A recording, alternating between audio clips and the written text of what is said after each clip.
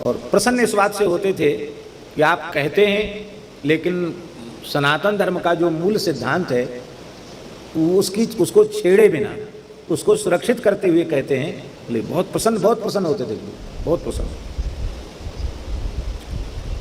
1995 में खाक चौक में कार्तिक पूर्णिमा को हमको विरक्त वेश देकर पूज्य गुरुदेव श्री पहाड़ी बाबा महाराज ने हमको खाक चौक स्थान का सेवक नियुक्त किया। तो उस दिन तो व्यस्तता थी, दिन में तो संभव ही नहीं हुआ कि गुरु जी के पास पहुंचते। लेकिन दूसरे दिन, प्रतिपदा के दिन शाम को हम समय निकाल के गुरु जी के पास गए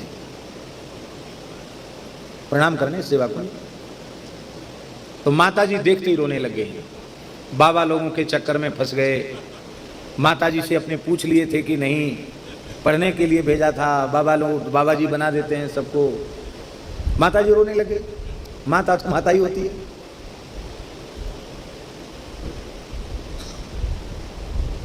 अब माता जी से तो हम क्या कहें, कुछ नहीं बोले। उस समय गुरु जी ने एक बात कही। ये सब बातें बड़ी विलक्षण बातें हैं, है तो सामान्य बात, लेकिन वो सामान्य असामान्य बातें हैं। गुरु जी ने कहा अश्वमेध, संन्यास आदि इनको हम कलिवर्ज प्रकरण में मानते हैं, गुरु जी ने कहा, क्योंकि कलयुग में इनका निर्वाह संभव नहीं है, इसलिए हम बहुत समर्थन नहीं करते इसका, गुरु जी ने कहा।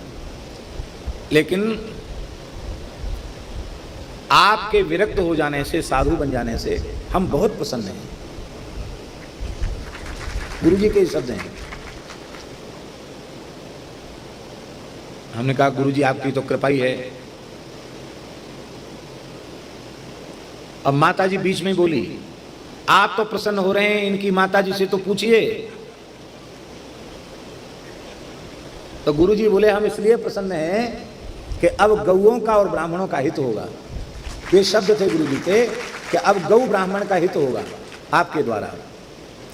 तो यत्किंचित भी गौ माता की सेवा या पूज्य ब्राह्मणों की कुछ सेवा हो रही है विद्यालय के रूप में, सदगुरुदेव श्री गणेश दास भक्तमाली वेद विद्यालय गढ़खोर गोधाम में स्थापित है, उसके रूप में, अथवा कुछ गौमाताओं की सेवा हो रही कुछ गौशालाओं के रूप में, तो दास को ऐसा विश्वास है और अनुभव है कि पूज्य गुरुदेव की वाणी निकली थी कि अब गौ और ब्राह्मण का हित होगा, तो उन्हीं के मंगलमय वचन की पूर्ति भगवान कर रहे हैं। गुरु जी के शरीर में वो एक चर्म रोग जैसे हैं, सोराइसिस अंग्रेजी में बोलते हैं, और संस्कृत में क्या कहते हैं, विचर्चिका नहीं, क्या कहेंगे, हाँ विचर्चिका, संस्कृत में विचर्चिका कहेंगे। तो विचर्चिका जैसा हो गया था। गुरु जी दवाई तो खाते नहीं थे, एलोपैथिक ट्यूब और दवाई ये सब हो, तो कुएं के जल का जीवन पर्यंत सेवन किया, अंग्रेजी दवा कभी छुई नहीं, उनका तो जीवन ही बड़ा विलक्षण था। उड़िया वैद्य जी की दवा लेते थे।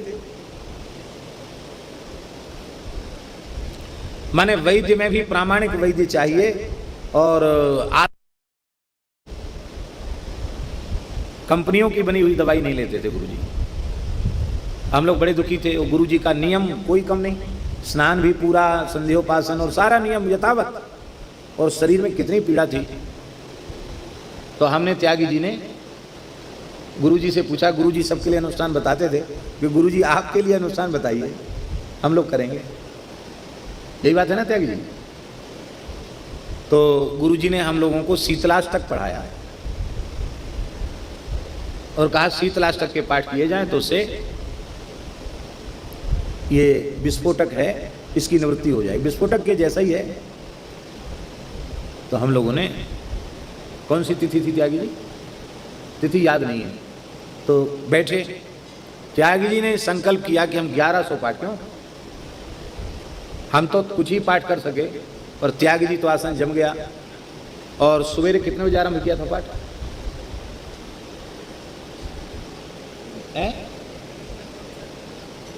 हाँ, सवेरे तो बहुत जल्दी बैठ गए थे, 5 बजे के करीब, और रात्रि को 2 बज गए। आसन से।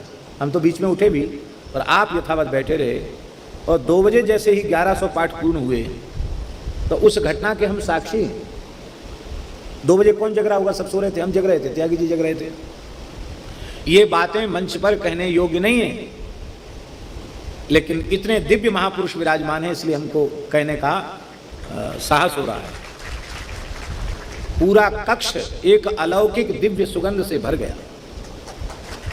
हमने अपने जीवन में ऐसी सुगंध का ग्रहण नहीं किया जैसी सुगंध। एक अत्यंत दिव्य अलौकिक वातावरण उस कक्ष का हो गया जहां हम लोग पाठ कर रहे थे। और यहां इस प्रकार का पवित्र वातावरण हुआ, और उसी समय गुरु जी के शरीर में इतनी ठंडक पहुंच गई जैसे किसी ने उनके शरीर पर बर्फ रख दी हो। भारी जलन हो रही थी। सवेरे हम लोग गए दर्शन करने, गुरु जी को बताया, गुरु जी सजल हो गए। गुरु जी ने कहा वो दिव्य सुगंध यह बता रही थी कि साक्षात भगवती शीतला वहां प्रकट हो गई, और उनके श्रीअंग की वो सुगंध थी। अनुष्ठान में इस प्रकार की कोई दिव्य सुगंध आवे तो समझना कि देवता की उपस्थिति हो गई। और उसके बाद गुरु जी का रोग खत्म हो गया। अब ये बातें कोई प्रचार प्रसार की थोड़ी है, हर आदमी विश्वास ही नहीं करेगा। शास्त्र में उनकी कितनी श्रद्धा थी।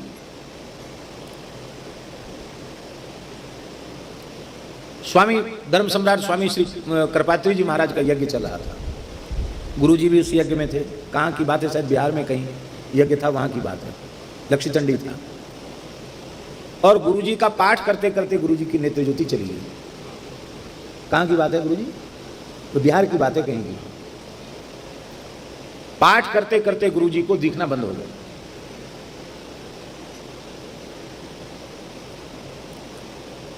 कैसा धैर्य होगा उनके भीतर।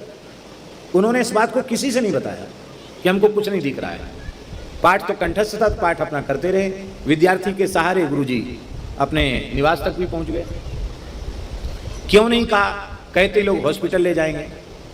हॉस्पिटल जाना नहीं है, अंग्रेजी दवा छूनी नहीं है, और पूज्य स्वामी श्री कृपात्री जी महाराज का पवित्र अनुष्ठान में विघ्न पड़ जाएगा। स्वामी जी चिंतित हो जाएंगे, तो मेरे एक के कारण सब दुखी हो जाएंगे। इसलिए उन्होंने कहा कि किसी को नहीं बताया गुरु जी ने। इसको कहते हैं श्रद्धा। और शास्त्रों में जो फलश्रुतियां लिखी हैं उनमें विश्वास। और गुरु जी ने स्वयं संध्या गायत्री के पश्चात अपने कक्ष में ही आसन पर बैठ करके चाक्षुषी विद्या के पाठ आरंभ कर दिए। कृष्ण यजुर्वेद के अंतर्गत जो चाक्षुषी विद्या है उसका पाठ गुरु जी ने आरंभ कर दिया। और प्रातः संध्या का समय होते होते पूरी तरह विलुप्त नेत्र ज्योति, ये भी पता नहीं चल रहा था कि प्रकाश हो गया, मतलब एकदम नेत्र ज्योति समाप्त थी। पाठ करते करते पुनः नेत्रों में प्रकाश आया है। हाँ, और 102 वर्ष की आयु तक गुरु जी 102 वर्ष की आयु तक गुरु जी को चश्मा नहीं लगा। कोठरी उनकी सेवा कुंज वाली में तो अंधेरा 12 मास ही रहता था। अब हम लोगों की आंख तो उतनी बढ़िया नहीं जितनी अच्छी आंख गुरु जी की थी। एक बार हमने गुरु जी से कहा कि गुरु जी लाइट जला लें, तो गुरु जी बोले देखो दिन में लाइट जलाने से सूर्य नारायण का तिरस्कार हो जाएगा। बोलो वृंदावन बिहारी। उनको तो अंधेरी कोठरी में खिड़की के सहारे पंचांग भी वो देख लेते थे, पंचांग बांच लेते थे। और हम लोग जो है उनको लगता था कि भाई लाइट जल जाए तो थोड़ा छोटे अक्षर हैं, बांचने में सुविधा हो जाए। ऐसा अद्भुत उनका जीवन। आज भी शास्त्रों में स्तोत्रों की जो भी फलश्रुतियां लिखी हैं वह ज्यों की त्यों सत्य हैं, पर उन वचनों में हमारी जैसी श्रद्धा और जैसा विश्वास होना चाहिए वैसा नहीं है, इसलिए ऐसा है। दास ने तो ये अनुभव किया है गुरु जी कि जो कुछ किया गया श्रद्धा पूर्वक उसका तत्काल फल उपस्थित होता है। हमको तो नहीं लगता कोई बात झूठी है। यदि फलश्रुति सत्य होती नहीं दिखाई पड़ रही है तो हमारे अनुष्ठान में दोष है, हमारी क्रियाकलाप में दोष है, हमारी तत्परता ठीक नहीं है। नहीं तो कहीं कोई भी किसी भी प्रकार से कोई फलश्रुति मिथ्या नहीं है, सर्वथा सत्य है। और इसको गुरुजी ने करके दिखाया।